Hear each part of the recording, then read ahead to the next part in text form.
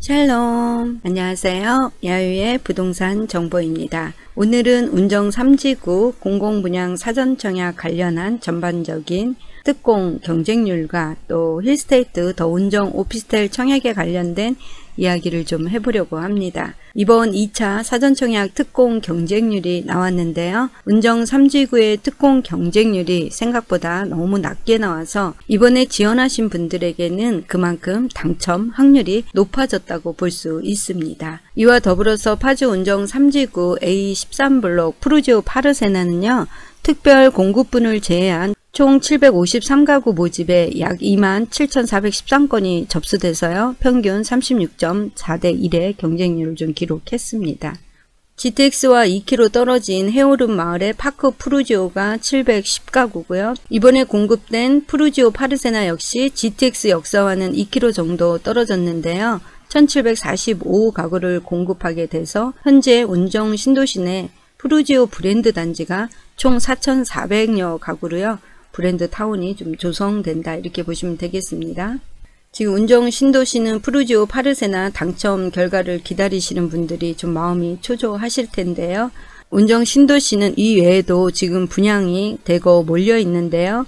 11월 12일에 모집 공고가 나올 예정인 후분양 아파트가 하나 더 있습니다. 2022년 8월 입주를 예상하고 있는 금강 센트리움인데요. 지금 푸르지오 파르세나 같은 경우 분양가가 1,300만원대로 주변 시세보다 굉장히 저렴한 가격에 책정되어서 폭발적인 경쟁률을 보인 것처럼 이후 분양 금강 센트리움 역시 비슷한 가격대가 되지 않을까 이렇게 예상을 해보고요. GTX 역사와는 1.5km 정도 떨어진 곳입니다.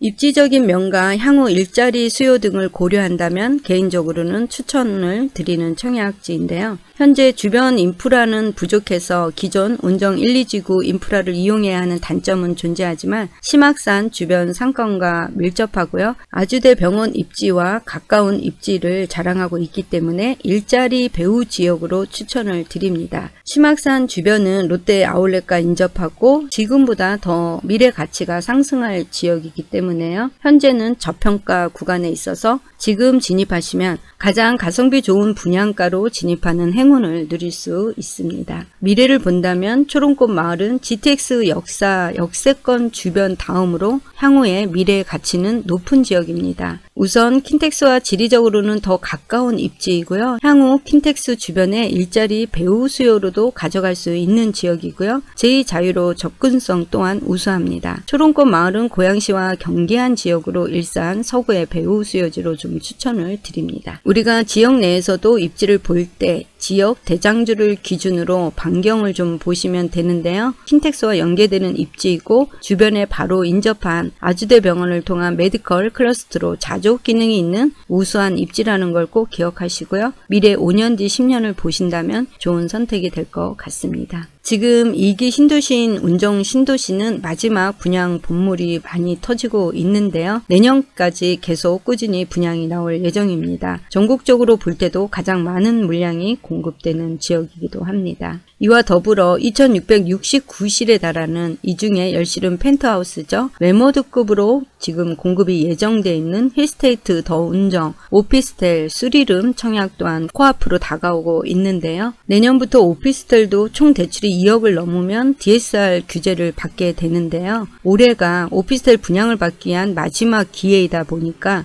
엄청난 수요가 몰리고 있습니다. 지금 오피스텔로 몰리는 수요자를 보면요. 첫 번째는 청약 가점이 낮은 실수요자들이 많이 몰리고 있고요. 거기다 이미 주택을 보유하신 분들이 각종 규제로 인해 아파트를 추가로 구입하기 어려운 다주택자들의 선택을 좀 받고 있다 보니까 3룸 오피스텔 시장이 정말 매력적인 시장으로 전환되고 있는 시기이고요. 그렇다면 내년부터 적용되는 DSR 대출 규제는 오피스텔 3룸 분양의 경우 지금처럼 높은 경쟁률이 일어나지 않을 수도 있습니다. 결국 현금 보유력이 많은 사람들이 3룸 오피스텔 즉 아파텔 시장을 잠식할 가능성은 더 커질 것으로 보이고요. DSR을 적용받지 않는 올 하반기 매머드급 분양으로는 경의중앙선, P1, P2 부지로 불리우는 힐스테이트 더 운정, 정말 대규모 청약에 엄청난 관심을 보이고 있고요. 스타필드는 아니지만 스타필드 빌리지가 함께 들어온다는 호재가 있고요. 향후 일산 대곡역에서 GTX 환승 또한 가능한 지역입니다. 문제는 경의중앙선 배차 시간이 너무 길어서 가장 큰 단점이긴 한데요. 가장 큰 관전 포인트는 분양가일 것으로 예상이 됩니다. 일산 더샵 엘로이가 역시 같은 경의중앙선 백마역을 인접하고 분양을 했는데요. 대곡역에서 GTX 환승이라는 역세권을 부각시키면서 흥행에 굉장히 크게 성공을 했습니다. 더샵 엘로이의 분양은 일기 신도시 일산의 신규 물량이 워낙 없다 보니까 창릉 신도시 분양까지 기다리기 어려운 분들의 선택과 또 오래된 구축 아파트에서 갈아타고자 하는 수요가 충분히 있었다고 보는데요. 자금이 여유가 어느 정도 있는 분들의 선택으로는 높은 분양가를 감수할 메리트를 느꼈을 것이지만 무주택자가 선택하기에는 사실 부담이 컸던 분양가입니다. 지금 서울의 주거용 대체지인 3룸 오피스텔의 경우는요, 계속 상한가를 치고 올라가는 분위기이긴 합니다. 이제 3룸은 더 이상 오피스텔의 개념이 아닌 주거용 아파트라는 인식으로 전환되고 있고요.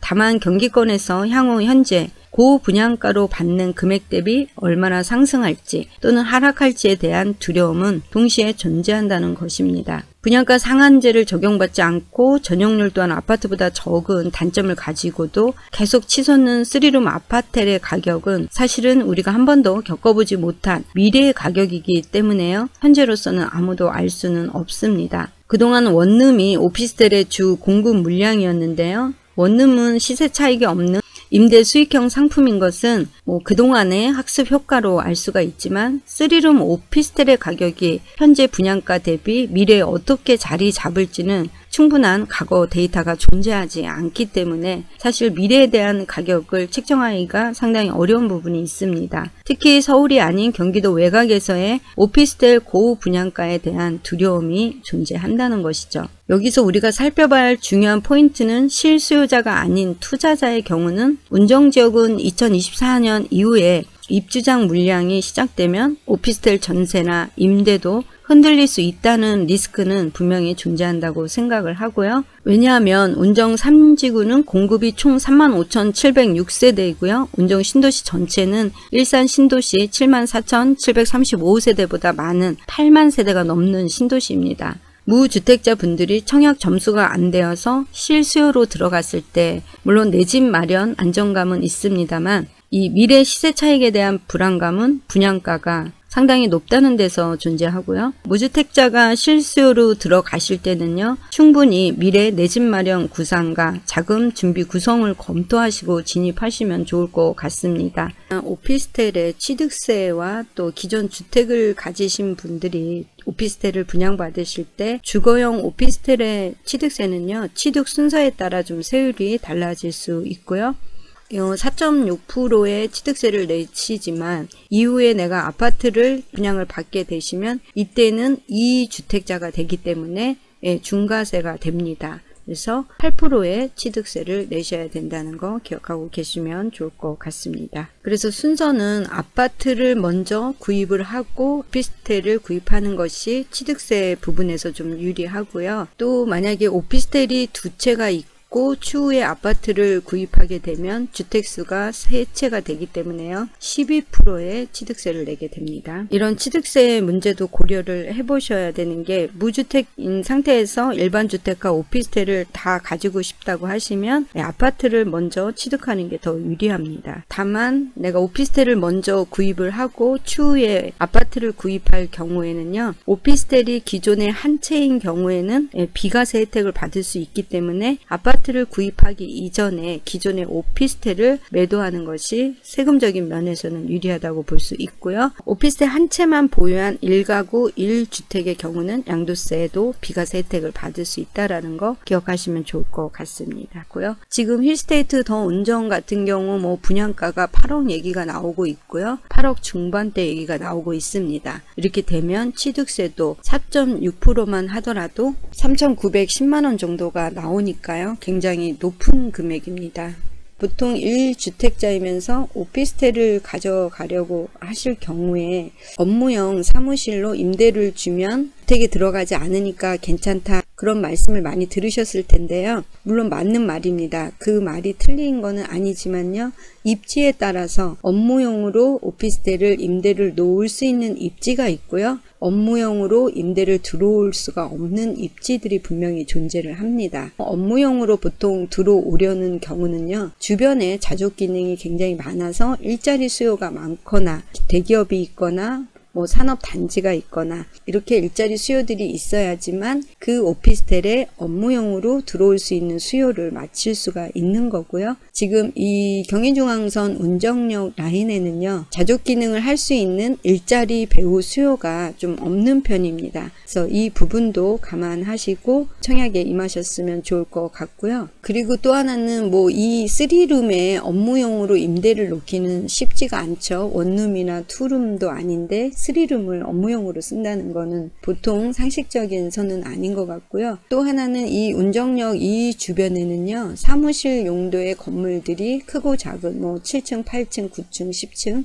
이 정도 사이즈의 건물들이 굉장히 많이 밀집되어 있는 곳이 P1, P2 부지 주변입니다. 지금도 가보시면 공사를 엄청나게 많이 하고 있고요. 이런 임대용 사무실이 주변에 많이 있다라는 거를 감안하시면 좋을 것 같습니다. 지금 보시는 이 운정 법조타운 건물이 좀 일찍 들어선 건물이긴 한데요. 이 주변에 의정부 지방법원이라든가 우체국이라든가 이런 공공시설들이 좀 밀집해 있습니다. 그래서 지금 이 운정 법조타운 같은 경우도요, 지금 3층에 물건이 좀 나와 있고요. 분양으로도 가능한 물건들이 좀 시행사에서 가지고 있는 물건이 있고요. 임대도 가능한 물건이 있는 것으로 제가 이렇게 알고 있습니다. 관심 있으시면 연락 주시면 되고요. 네, 이렇게 소리천도 굉장히 깔끔하게 예쁘게 정리가 잘 되어 있네요. 그렇다면 운정의 힐스테이트는 과연 어떤 선택을 받을까요? 49층이라는 랜드마크와 대단지이기 때문에 주거용으로 충분한 메리트는 있을 것 같고요. 저도 힐스테이트 더 운정에 청약을 넣을 건데요. 예를 들어서 제가 만약에 이 49층이라는 랜드마크와 대단지라는 거, 또 주거용으로도 충분히 메리트가 있기 때문에 당첨이 된다면, 좋은 동가 30층 이상 고층에 만약에 당첨이 된다면 가져갈 생각은 100%입니다.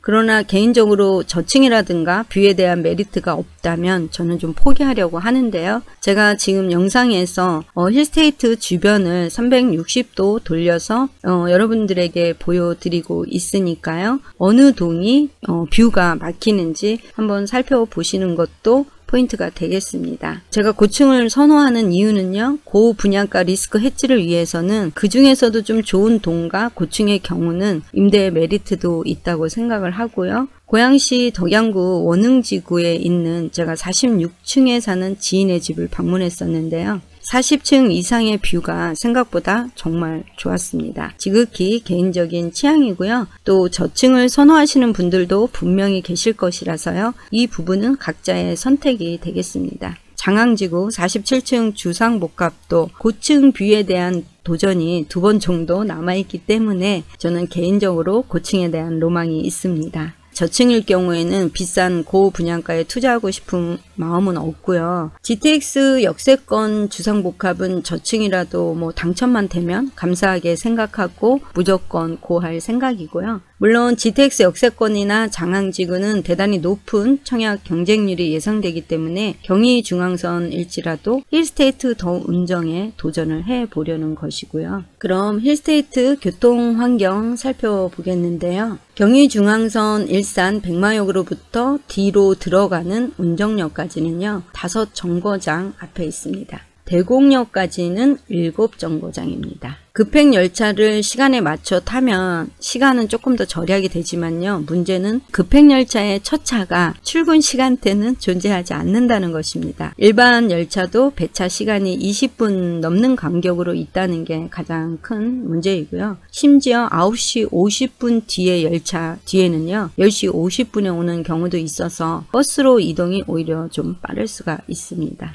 그럼에도 불구하고 분양가는 고층은 8억대까지 예상되는 가격이고요. 현재 부동산 시장의 주택 구입 매수 심리가 변화를 좀 보이고 있습니다. 가격 또한 보합세를 유지하고 있는데요. 7, 8월에 고점을 찍을 때까지는요. 거래량이 적어도 호가를 올리면 실거래가가 매수 가격이 굉장히 높게 찍혀서 거래량 대비 가격 상승은 굉장히 여전한 상태였는데요. 이제 9월, 10월을 지나면서 주택 구입 매수세가 좀 줄어들고 있습니다. 정부의 주택 공급량이 서서히 시장에 먹히고 있는 이유도 있겠지만요. 금리 인상이 이미 한 차례 됐고 또 올 하반기에 금리 인상이 한 번 더 나올 것이라는 예측이 지금 있습니다. 이와 함께 얼마 전에 대출 규제에 따른 DSR이 발표되면서요. 현금 보유력이 최소 60% 이상 되지 않으면 더 이상 주택 구입은 어려워졌기 때문입니다. 이전 상황과는 좀 반대가 된 상황인데요. 레버리지를 활용해서 현금 30%, 40%로 집을 사던 시절에서 그 반대가 되었기 때문에 많은 현금력을 보유하고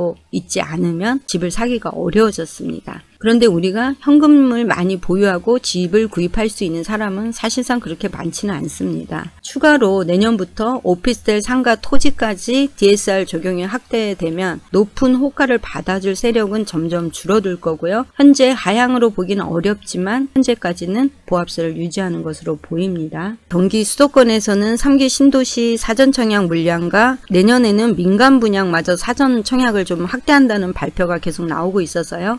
청약을 기다리는 시장으로 돌아서는 경향도 많이 나타나기 시작을 했고요. 부동산은 심리가 매우 민감하게 작용하는 시장이라서요. 이 공급 신호와 대출 규제라는 두 가지 사인이 매수 심리를 좀 보합으로 끌고 가는 추세가 나타난다는 것을 좀 인지해야 되는 시점인 것 같습니다. 거기다 매물이 쌓여간다는 것은 결국 가격 조정을 맞이할 수밖에 없고 또 연내 금리 인상이 0.25% 더 올라가게 된다면 부담이 될 수밖에 없는 금리라고 보셔야 될 것 같습니다. 이렇게 매물이 쌓여가도 이 물건을 받아줄 사람도 대출이 묶이는 바람에 사실 또 살 수가 없게 되는 현상이 나타나고요. 이런 현상이 6개월 이상만 지나도 매도자 우위 시장에서 결국은 매수자 우위 시장으로 돌아서게 될 거고요. 매수자 우위 시장에서 가격 조정은 오기 마련입니다. 현금을 보유하신 분들은 2, 3년 이내에 좋은 입지에 떨어진 가격으로 또 좋은 아파트를 구입할 수 있는 시기라고 보셔도 될 것 같고요. 다만 이 변화가 단순한 숨고르기 보합세인지 조금 더 지켜보면서 시장을 대처해 나가시면 좋을 것 같습니다. 힐스테이트 더 운정 마지막 DSR 규제를 받지 않는 오피스텔 물량이 될 거고요. 고분양가 대비 내가 감당할 수 있는지 체크해 보시고 들어가시면 좋을 것 같고요. 다주택자라든가 서울에서 들어오시는 분들은 어차피 투자로 들어오시는 분들이 많기 때문에요. 충분한 베네핏은 있어 보입니다. 제가 다음 영상으로 운정 3지구 전체 개발 계획도에 관련된 내용을 좀 말씀드리려고 합니다. 여러분들이 청약을 준비하실 때 건 바이 건으로 그 아파트 물건만 보시지 마시고요. 전체적인 토지 이용 계획원이라든가 향후 운정 3지구가 어떻게 변화될 것인지 또 GTX 역사 쪽으로도 오피스텔이 들어옵니다. 그래서 그런 부분들도 참고하셔서 전체적으로 운정 3지구의 개발 계획들을 보시면서 청약이라든가 투자를 준비하시면 좋을 것 같고요. 오늘 영상 시청해 주셔서 감사합니다. 다음에 또 만나요.